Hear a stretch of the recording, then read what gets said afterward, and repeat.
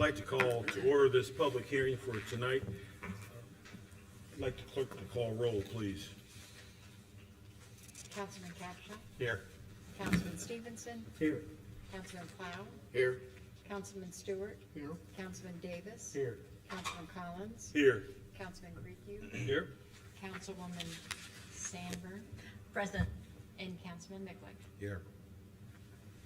Ask the clerk to read ordinance 7142 by title only, please. Ordinance 7142 is an ordinance vacating platted easement located in the city of Kokomo, Indiana. Do we have anybody here to speak to ordinance 7142?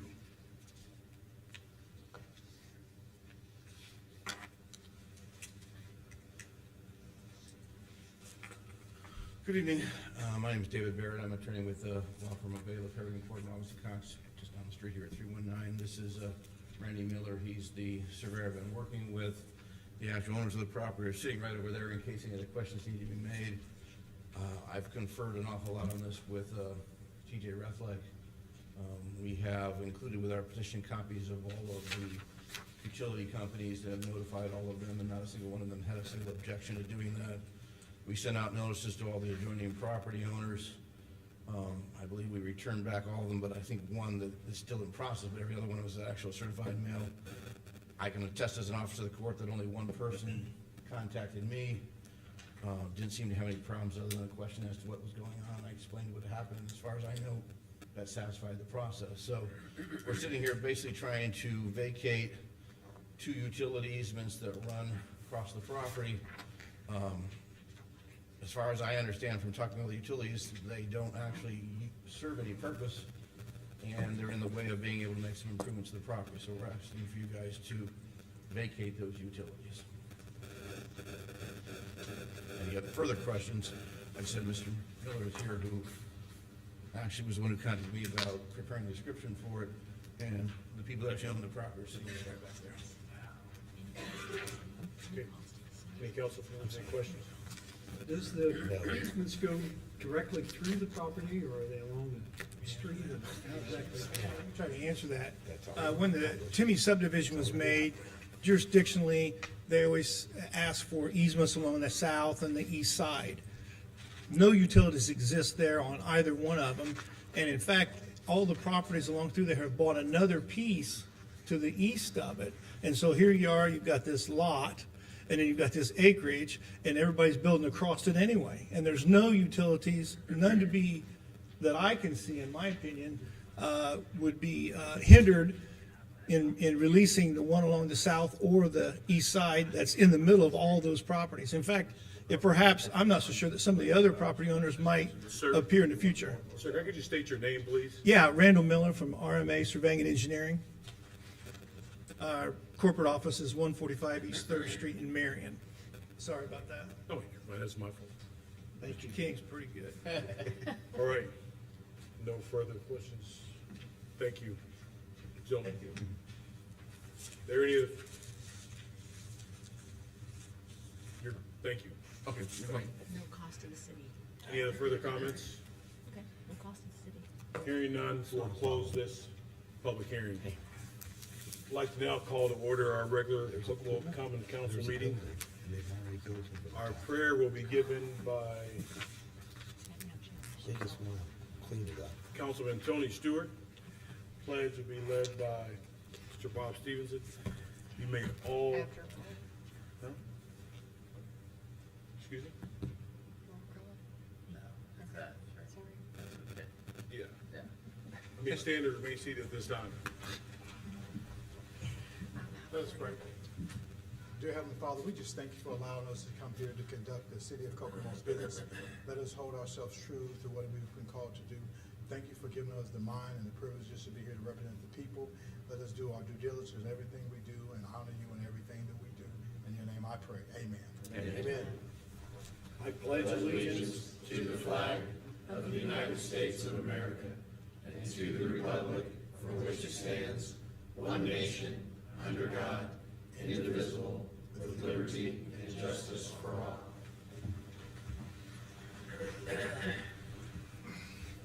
Now ask the clerk to call roll, please.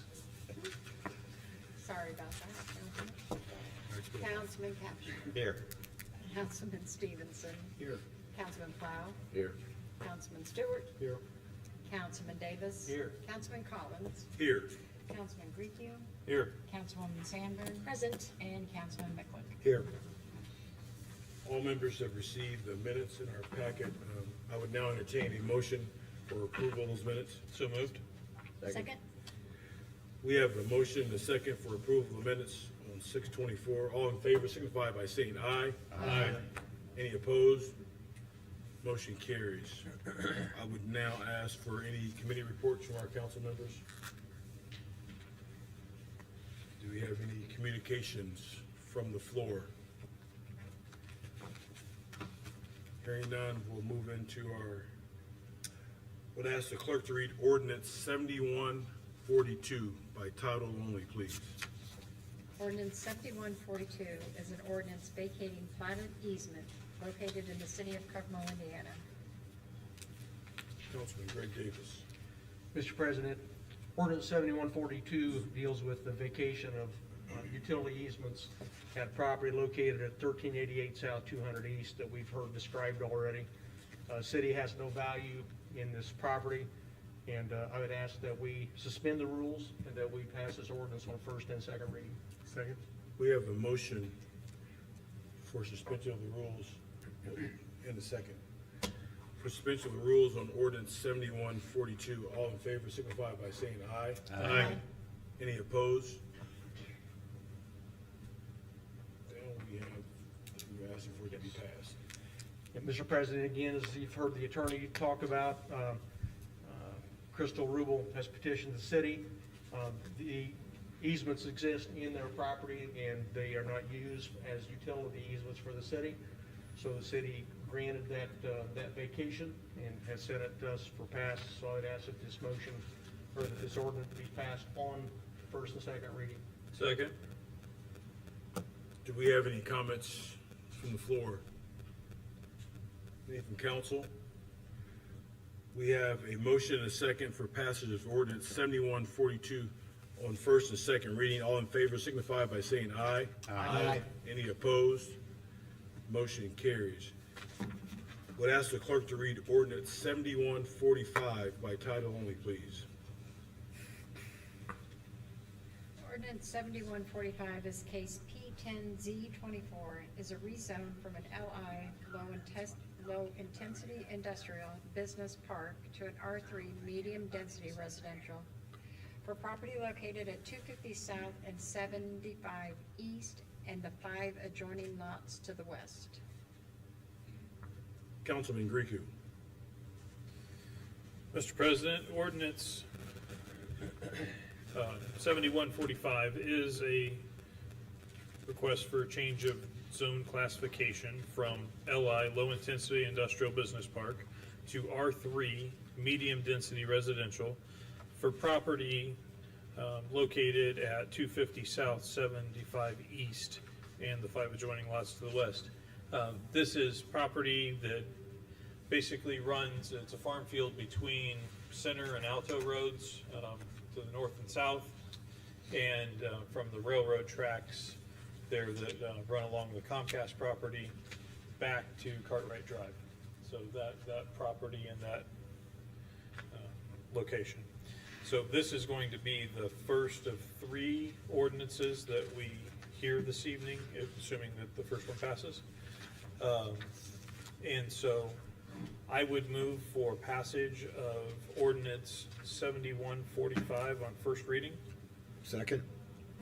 All right, and I would invite Brian Toohey from Toohey, Bailey and Moore, who represents the petitioner D.R. Horton, to make his presentation at this time. We're going to hear his presentation and then public comment. We're not going to do this for each of the ordinances. We're just going to do this all at once. Mr. Toohey?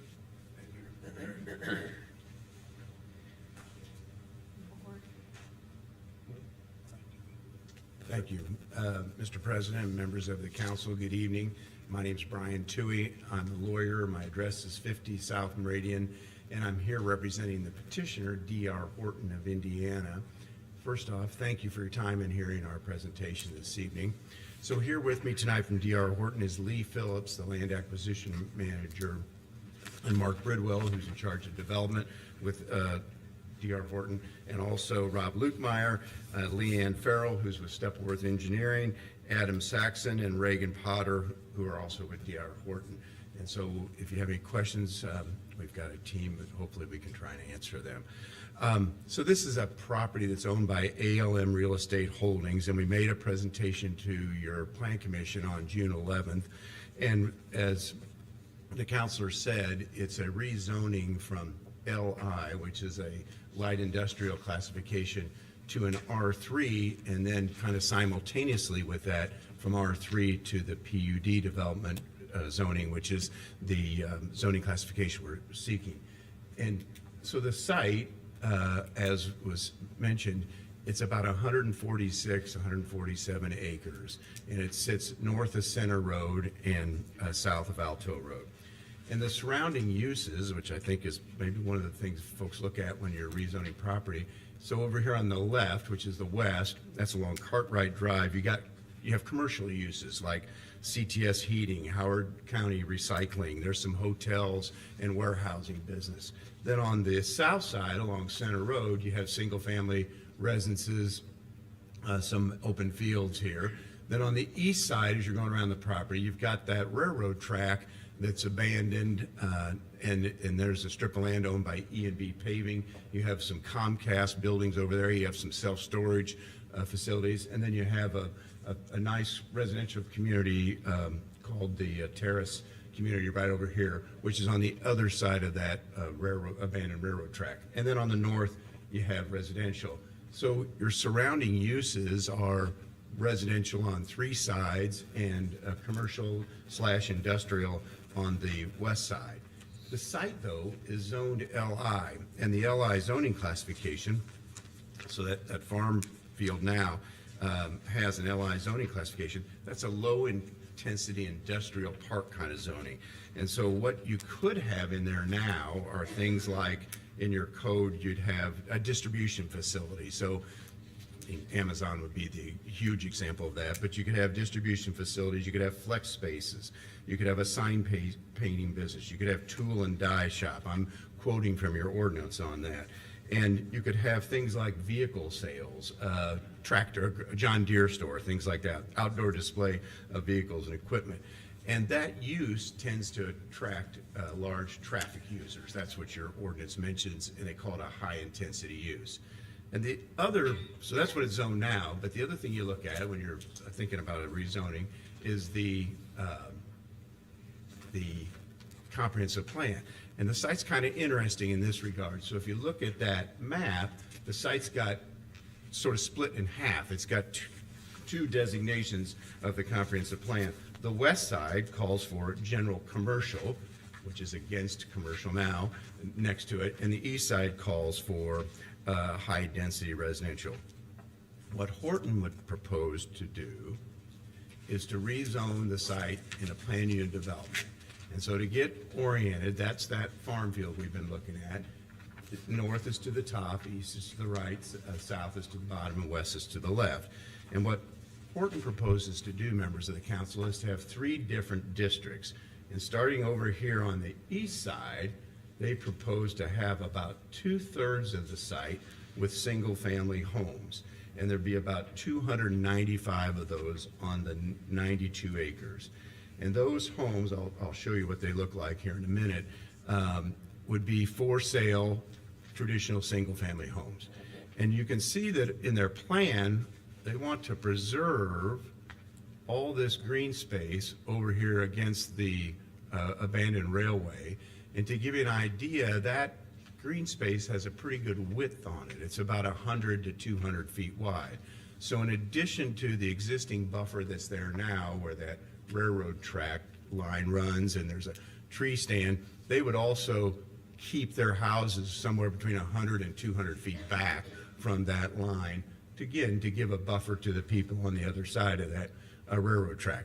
And all around the perimeter of the site, they've allowed for some green borders. There's about 100 to 200 feet in some areas up on the north along Alto Road, because there's a drain that runs through there.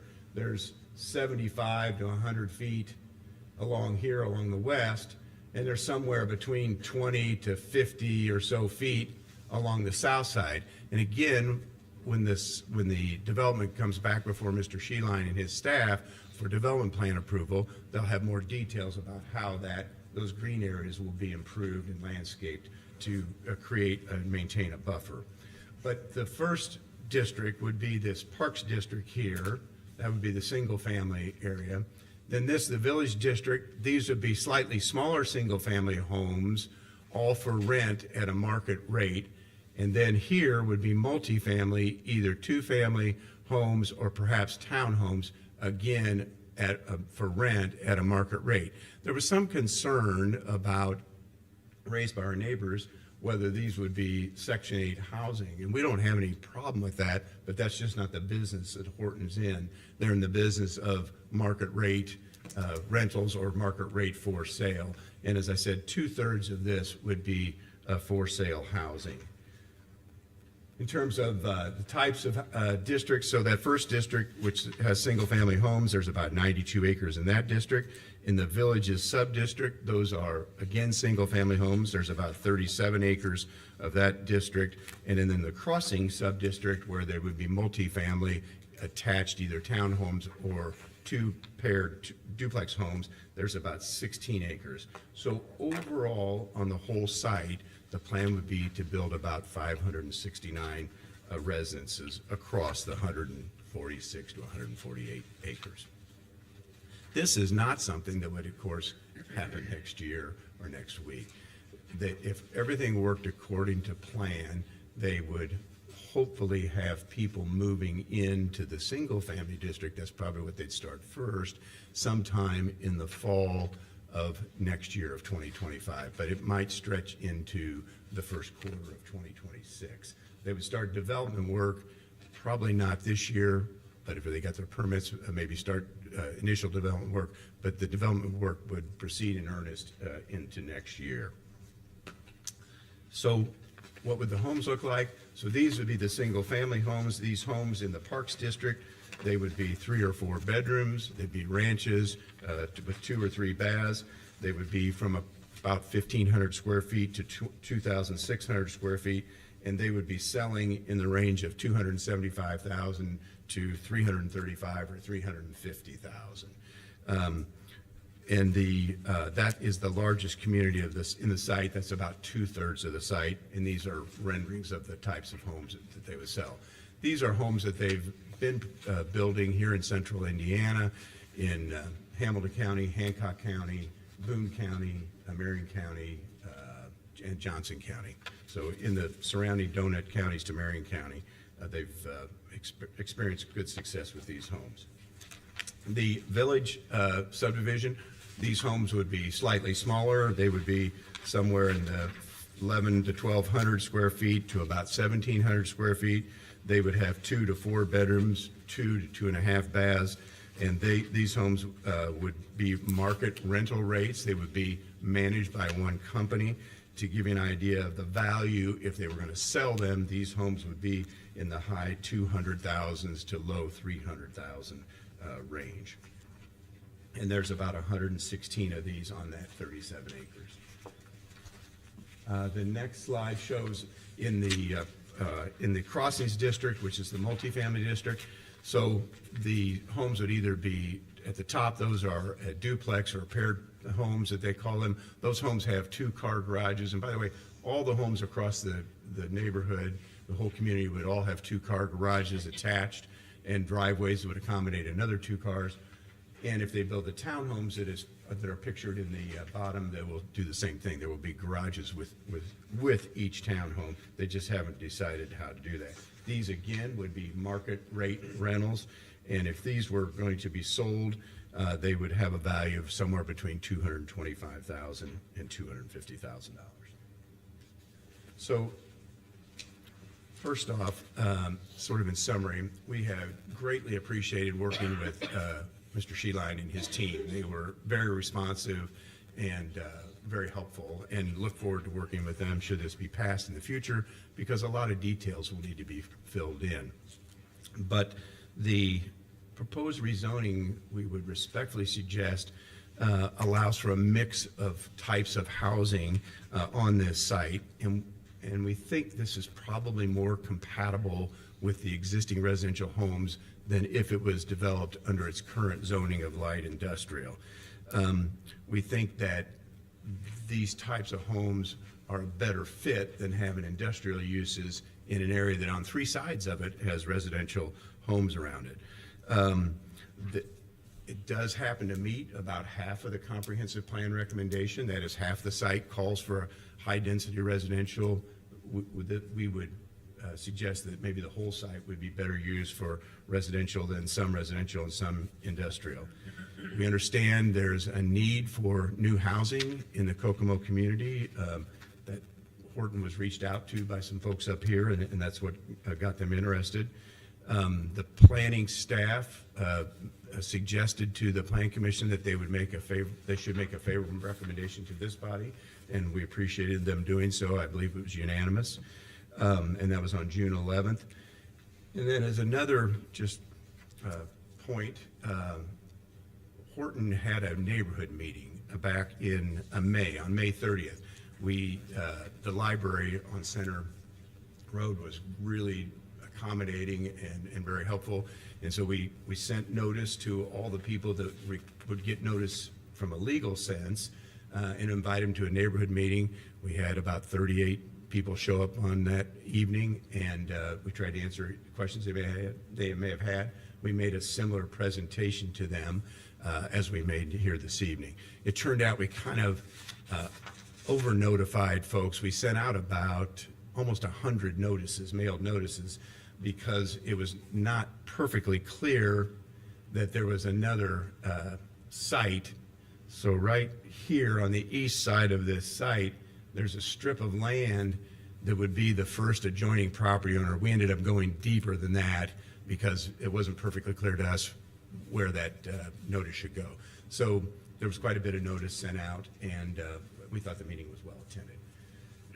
That sort of wraps up our presentation. We would very much appreciate your favorable consideration of our petition, and we'll try to answer any questions you might have. Thank you for your time. Hold on, sir. Do we have any questions from any council members? They're gonna have like utility improvements and sidewalks and all that's already laid out. Yes, sir. So maybe what I'd say is there'll be sidewalks on all sides of the street. There'll be all city utilities. And I forgot to mention, we also have an amenity area for the whole community. So we'll build a game court, or everybody seems to be building pickleball courts now. I guess it will remain to be seen. But playgrounds, things like that, a walking trail along that eastern border that will connect up with all the sidewalks in the community and provide a passive recreational interest along that east side. Thank you. Thank you. Sir, the one question I have is that on Center Road, you only have one entryway in there? Actually, on Center Road, we just have an emergency entryway down in the southeast corner of the site. Down here, right down there. Yes. Yes. So our two entryways are up here on for Cartwright and up here on Alto. Any other council members, questions? And the intention is not for this to be a Section 8 housing or low-income housing. That's not the intention. That's true. Eventually. We're just not in that business. Okay.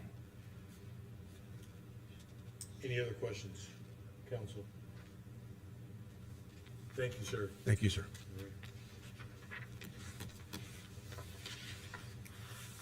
Now, do we have any other comment from the floor?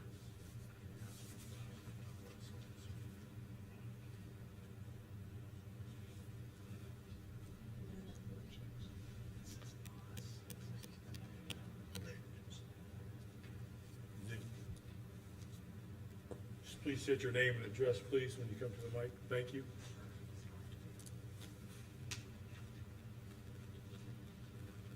Can you hear me? Pull it down. There you go. How's that? Linda Moss, M-A-U-S, 4031 Coulter Drive. The one concern I have is I kind of researched this, and for the Fair Housing Center of Central Indiana, it specifically mentions that there should be some housing available for low income. So you're saying that it will not be low income and will never be a low income, but you can't promise that. I think he spoke, just said they weren't in that business. Yeah, but is that something that could change at some time with the council meeting? Like with the apartments or the rentals? I don't know that we have. We don't do that. Say. We wouldn't have any part of that. We don't have any part of that. That's a That would be zoning something, issue. okay. Yes. That, I'm against it because we're right on the other side of those railroad tracks. And the noise from that big of a community, the houses are right on top of one another. The lots are extremely small. So I guess that's really all I have to say. Thank you. Any other comments? I'm Rose Causey. You need my address? Yes, please. 4107 Coulter Drive, Kokomo. And it's going to back up to my property. So what you're saying is Kokomo doesn't adhere to the fair housing and affordable through zoning. All new developments are supposed to have a low-income housing section put in it. So you don't adhere to that in Kokomo? What I'm saying is this council does not necessarily deal with that issue. So what council does deal with that issue? Well, it's a federal statute. It's central Indiana. I understand that central and states have federal, just like Medicaid. That is a federal budget that you have. Well, federal housing also has certain federal money that go toward that. But the council here today is only dealing with zoning. That's all. We're just part of the cog. We're part of the wheel. So if you want to address about the zoning, that's what we're here to do. So we once don't have this- anything to do with fair, the fair housing and anything like that. So once the zoning is passed, it's out of your hands, correct? That is correct. So they can do what they want with the property? No. No, No, that's not what I'm saying. absolutely not. No. The Federal Fair Housing Act is when you are dealing with and financing it with federal money. And we are not financing this with federal money, to my But knowledge. any new development will have low-income housing, No. government-assisted housing. No, the developments are not required to have low-income housing unless it's funded with federal dollars. That's not what it says in this information I got off the internet. Okay, Ensuring that's fair and not what affordable we're dealing housing with through tonight. through zoning. We're not.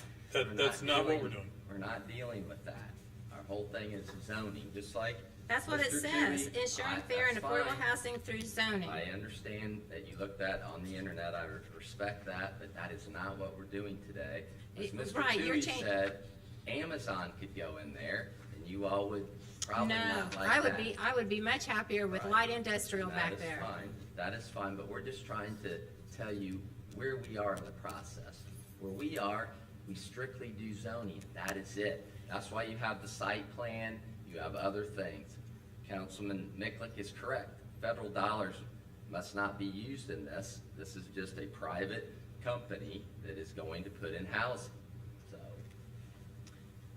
So I'm against it because I've lived in low-income housing and I see that in the future for the 2 apartment complexes.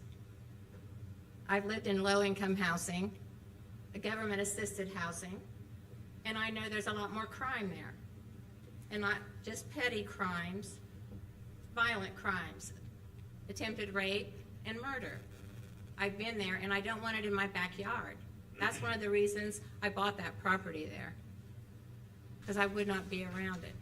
And now I feel like in the future, that's what's gonna happen there in those 2 apartment complexes. Even across Center Road, I just learned tonight, there's low-income housing. What's the name of the addition? Highland Springs. And then I also learned down the street from us is low-income housing apartments. So I'm gonna be surrounded by it. And I don't know how to get any statistics for crime from government-assisted housing, whatever he called it, HUD 8 or whatever. I don't know what it's called these days. It was called government-assisted housing when I lived in it. And I'd like to have statistics about the crime in those areas compared with areas that aren't government-assisted. How do I go about getting that? Would you have any information on that, or tell me where I could go for that information? Might start with our police department, and department is they where probably would be able to steer you in the right direction. So once the zoning is passed, they can pretty much build the housing and then sell the apartments and get federal funding and change it, correct? You're I asking, mean, there's a lot of what-ifs there, I understand that. you're asking me questions that I can't answer. Like you said, we're just here to do the zoning, and, we'll have Mr. Sheeline come up and maybe he can answer some of your questions. Thank you. This is just, I'm saying that he's gonna say something. yeah. Oh, Greg, you know Greg will say something, That's what I'm saying. but this is just ridiculous. Greg Sheeline, Director of the Kokomo Howard County Plan Commission. The Fair Housing Act is something that the federal government puts on all local entities, where we have to have in all of our residential zoning, we have to allow for fair housing. That doesn't mean that there's nowhere in our ordinance that says locally that we have to put fair housing in every edition that we do. If we did, there would be fair housing in every edition that we have, and that's simply not true. We do, if someone comes in and wants to put fair housing in, and they have the tax credits that they have to get from the state and the federal government, they could certainly go down that road and try to get it done. But our zoning ordinance has to allow for fair housing per the federal government. All of our zoning districts have to allow for that. But there's nowhere in our ordinance that says that there has to be fair housing in each and every edition that we do. That's simply not true. Thank you, Mr. Sheeline. My name is Julia Bond. I live at 4033 Coulter Drive. And I just have a question. And I don't know if you are who answers the question or I have to research it for myself. What's the difference between medium density residential and the planned development? How is that different? The R3 and the PD R3. So, with a PD, then there are specific zoning rules made for that development. So it's not going to follow necessarily an R3 from our zoning ordinance 100%. There's going to be changes that they're making to make it specific to this neighborhood and what they're requiring. So would that be part of what the lot sizes are? Lot size would enter into that. Okay. I don't like the small lots. But their lot sizes are still greater in size than what our zoning ordinance says is the smallest lot size we allow. Okay. They're not packing houses in there as tight as they're allowed to. So they could make them smaller?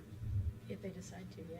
But Probably not in charge of the prices they're trying to get for homes. I mean, they've reached a point in their deliberations where they think they can sell these and sell them at a price that it makes this beneficial. So, yes, if they were trying to build a different type of neighborhood, potentially they could do that. Okay, thank you. Thank So you. ordinance 7154, it looks like it lays out what. In terms of the PD. Right. Yes. So yes. Any other comments? My name is Tricia Ribel. I live at 904 East Center Road. I have a question. I don't know if you guys can answer it or if the builders have to answer it. There's tons of trees and space, 100 to 300 yards on the east side. There's tons of space on the north side. There's greenery and tons of space that separates the houses, the newer houses, from the existing homes on the west side. Where I live on Center Road, I don't see any greenery whatsoever, and I only get 20 to 50 feet, and these people are in my backyard. Do we get trees? Do we get something? I mean, I have 2 acres. I brought this up last meeting. By the size of those homes, I'm gonna have at least 6 homes sitting in my backyard. 6. With all their families. And I bought that house for the privacy, and now I have no privacy, and I have 6 neighbors in my backyard. I don't understand why I only get 20 feet and there's a home there when they build buffers all the way around the entire neighborhood except my side. I don't know that you guys can answer that. I don't know if that goes to them or not, but I find that unacceptable. I mean, for me, as a homeowner, and the money that I put in my house, I don't know, I think that's disrespectful. I don't know how else, I don't know of another word to put it, or if it makes any difference to anybody else, but I would like to know from them, are they gonna put any other kind of buffer between the houses that back up on Center Road to this housing addition, or are these people gonna be in my backyard? I think that's gonna be something that's addressed at the site plan commission when they have more idea what's the finalization of the plans. So I think you guys were informed to the planning commission that you'll get another notice in the mail when this meeting takes place to be able to come out and voice those concerns. Do we know when that is? I do not. Just a rough guess? You'll get a notice, no. Okay. Any other questions, comments? Council? Do we have a motion and a second? Councilman? No, I think Matt's gotta go and introduce it again. Yep. You just put it on Councilman the Grieco? floor. Okay. I would move that we pass ordinance 7145 on first reading. Second? We have a motion and a second for passage of ordinance 7145 on first reading. All in favor signify by saying aye. Aye. Any opposed? Motion carries on first reading. We ask the clerk to read ordinance 7146 by title only, please. Ordinance 7146 is case P11Z24, is a rezone from an R3 medium-density residential to a PD-R3 planned development for property located at 250 South, 750 East, and 5 adjoining lots to the west. Kokomo. Councilman Grieco. Mr. President, I move for passage of ordinance 7146 on first reading. Second. This is the same property that we've been discussing. Again, just going from R3 medium density residential to the PD R3.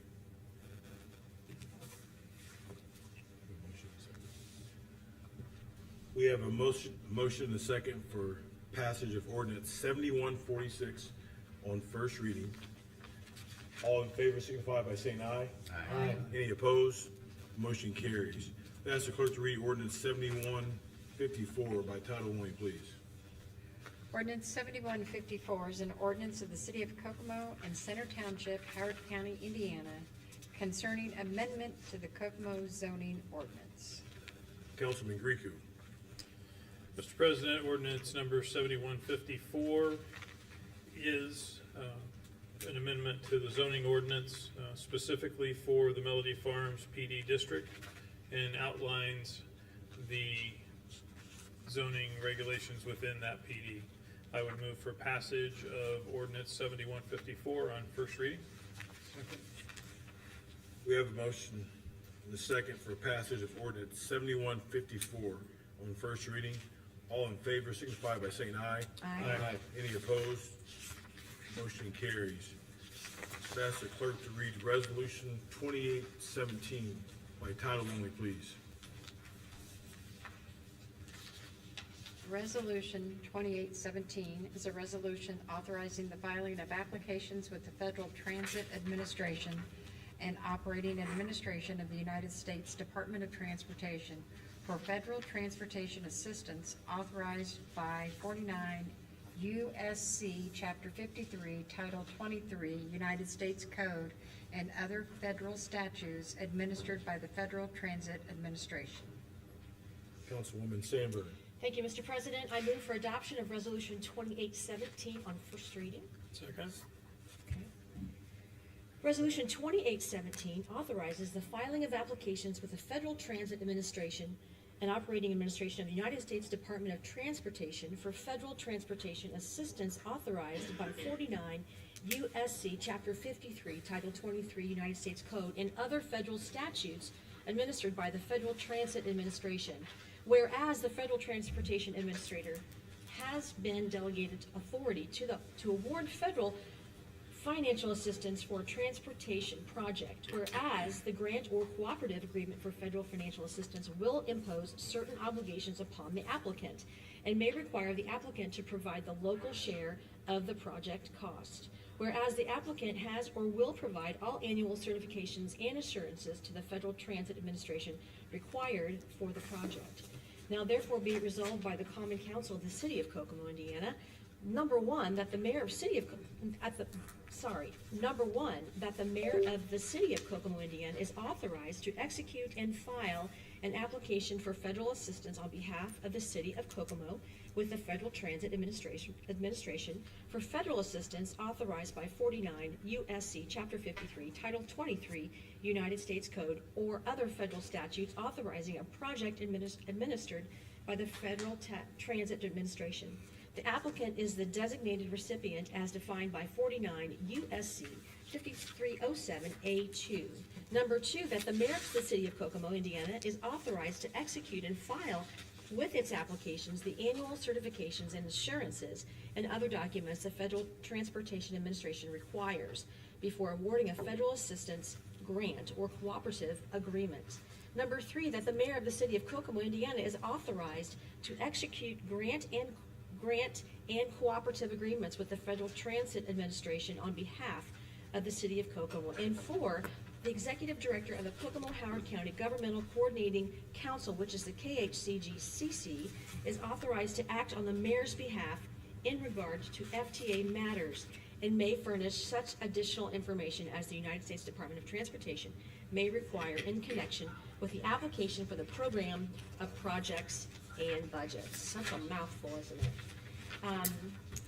Mr. President, I move for adoption of Resolution 2817.